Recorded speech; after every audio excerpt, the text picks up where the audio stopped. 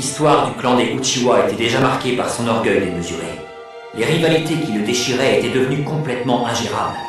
Izanagi a fini par lui ôter toute inhibition.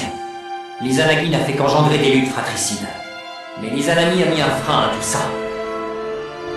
Je comprends pourquoi l'Izanagi et l'Izanami sont devenus des techniques interdites. Il faut savoir accepter le passé pour aller de l'avant. C'est ça la voie de la sagesse. Il faut accepter la réalité telle qu'elle est. En revanche, pourquoi tu fais ça? Pourquoi as-tu décidé d'utiliser la technique de l'Izanami contre lui? Tu viens de dire qu'il peut s'en échapper. Il ressemble tellement à celui que j'étais autrefois. Il est persuadé d'être arrivé au sommet. Il croit qu'il est invincible et que rien ne lui est impossible. Par-dessus tout, il craint l'échec et il se ment lui-même et il tente désespérément de se convaincre qu'il ne peut pas perdre. De la même façon, je tentais de me tromper moi-même. Je refusais aveuglément de reconnaître la force des autres. Kabuto, lui, voudrait s'approprier toute la force des autres. C'est la seule chose importante qui nous sépare et nous différencie vraiment.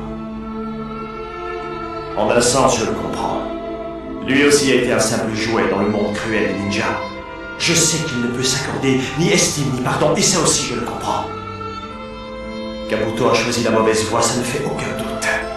Cependant, ce serait une erreur de l'en tenir pour seul responsable. Je ne veux pas qu'il meure comme moi, sans avoir pu comprendre son erreur avant.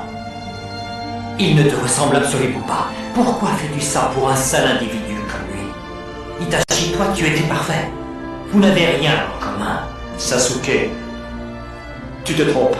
J'ai utilisé le dojutsu des dieux primordiaux contre toi. Mon seul but était de te contrôler comme un vulgaire pantin. Je t'ai traité comme un enfant innocent et sans défense. Je ne voyais en toi qu'un petit frère à protéger. Et par-dessus tout, je n'ai jamais cru en ta force. À vrai dire, je ne crois pas que la perfection existe ici, en tout cas dans le monde des ninjas. C'est pour cela que les actions sont destinées à se compléter mutuellement. Elles s'attirent et elles se repoussent selon des lois immuables de telle façon qu'elles en deviennent complémentaires. Exactement comme pour l'Izanagi et l'Izanami. Regarde-moi, petit frère, je veux que tu trouves ce qui me manquait, fais-le pour moi. D'abord, ne dis plus jamais que j'étais parfait avant tout ça.